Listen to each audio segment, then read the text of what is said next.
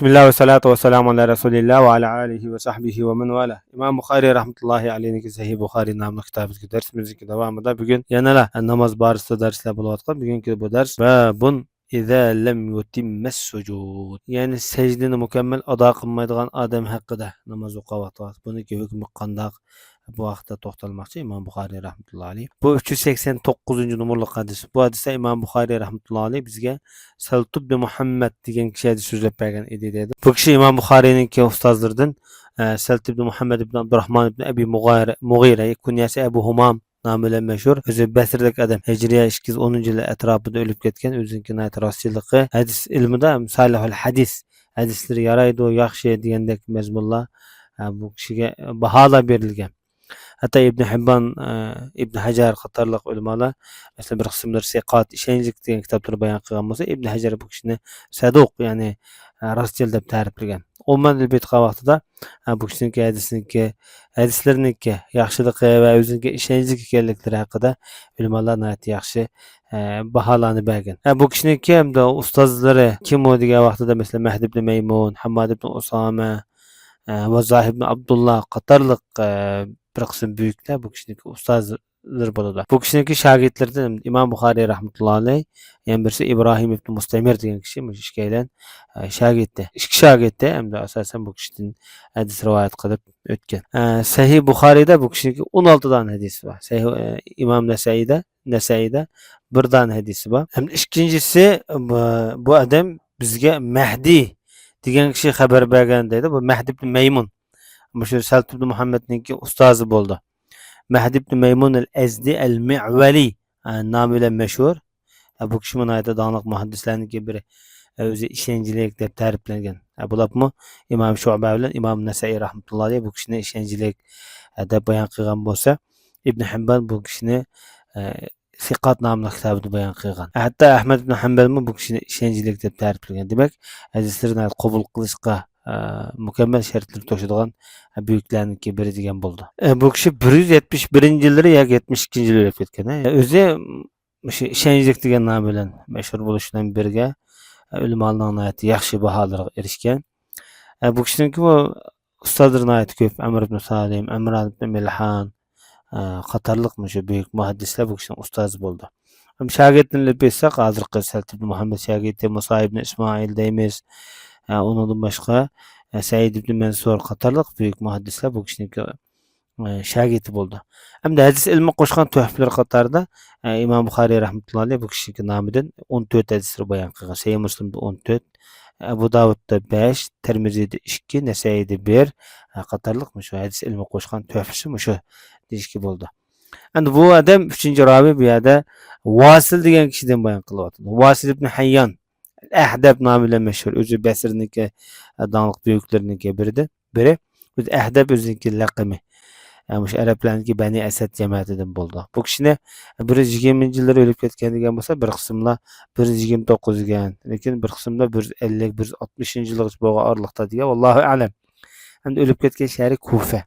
İbn Hajar Asqalani rahmatullohi alayh bu kishiga ishonchlik, mustahkam, mazbut degandek yaxshi yutuq nomlarni berib o'tgan. Bu kishi hamda bu hadisni Shaqiq ibn Salama nomi bilan mashhur bo'lgan yoki kunyasi Abu Vail nomi bilan mashhur bo'lgan. Abu Vail degan kishini bayon qilyapti. Bu kishi Shaqiq ibn Salama nomi bilan mashhur. Bu kishining tarixini tarjimali boshda o'tgan. Bu kishi Huzayfa degan kishidan bayon qilyapti. Bu Huzayfa ibn Yamani nomi bilan mashhur büyük sahabe. Huzayf to'g'riliq nihoyat ko'p to'xtalmaymiz. Huzayfning tarixi nihoyat kun, quyoshga o'xshash nihoyat oydin. Payg'ambar sollallohu alayhi vasallamga birdan-bir bunda Rasulullohning sir asrorlarini saqlagan büyük payg'ambarimizning ishonchisini yad qo'ymagan büyük sahabe.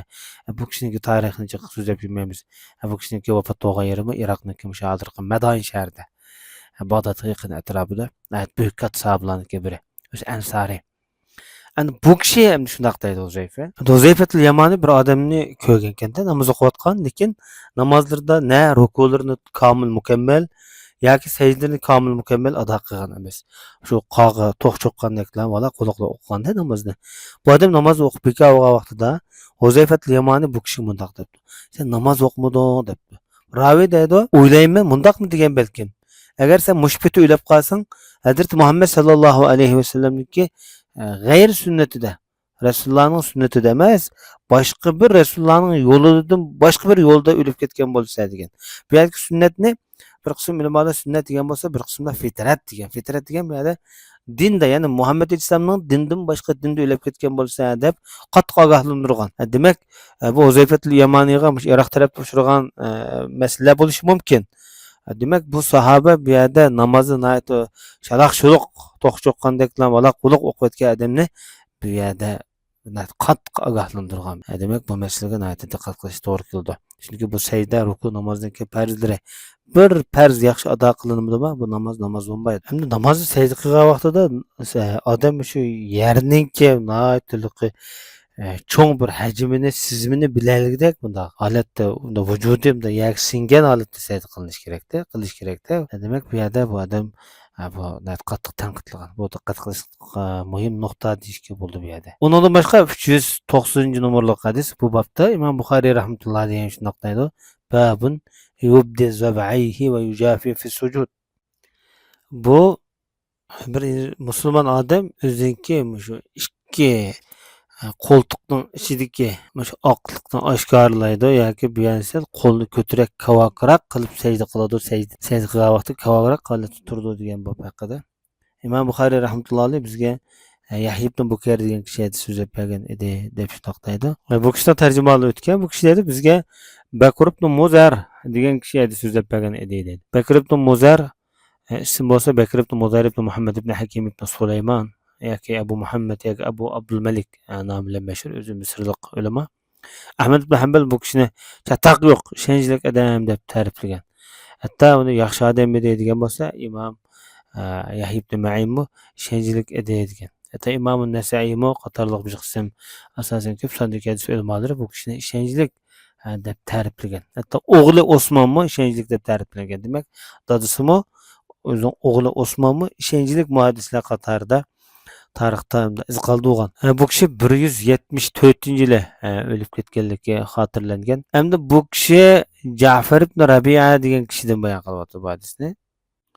Ja'farning tarjimalari o'tgan. Ja'far bo'lsa Ibn Hurmuzdan. Ibn Hurmuzning tarjimalari o'tgan Kitobul Imonda. Endi bu kishi Abdullah ibn Malik ibn Buhayna degan kishidan bayon qilyapti. Bu endi bu yerda sahoba hadisniki bosh Rasulullohga udullaydigan, Rasulullohga taqaydigan kishi shu. Bu kishi Abdullah ibn Malik ibn Qashib nomi bilan mashhur. Asli ismi Jundub ibn Nazla nomi bilan mashhur. Abu Muhammad al-Azdi yoki Asadi deyiladi. Onasi Buhayna bint Haris nomi bilan mashhur bu kishi. Bu kishi Rasululloh tuqqan keladi ona tarafdan. Chunki Buhayna payg'ambarimizninki tog'asi Haris ibn Abdul Muttalibniki qizi bo'ladi. Bu ayolning o'zim bir sahoba. Payg'ambar sollallohu alayhi vasallam Xaybar g'azotida bu kishiga bu ayolga 30 vasaq shu vaqtniki o'lcham birligi 30 vasaq oshliq bergan.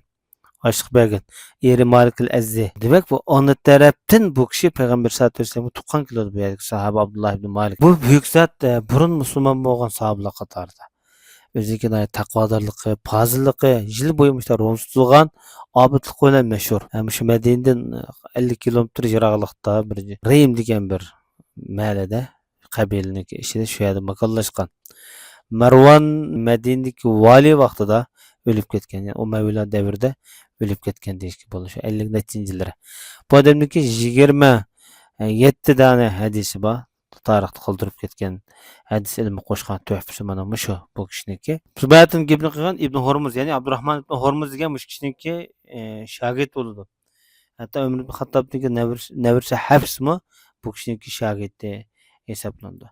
Hamda hadis ilmi qo'shgan tuhfalar qatorida Sahih Buxoriyda 11, Sahih Muslimda 8, Nasaiyda 8, Imom Malikning Muvattoda 2, Abu Davudda 2, Tirmiziyda 1 hadisi var. Demek bu kişinin hadis ilmi qo'shgan tuhfasi shuni aytib zo'r deyishga bo'ldi.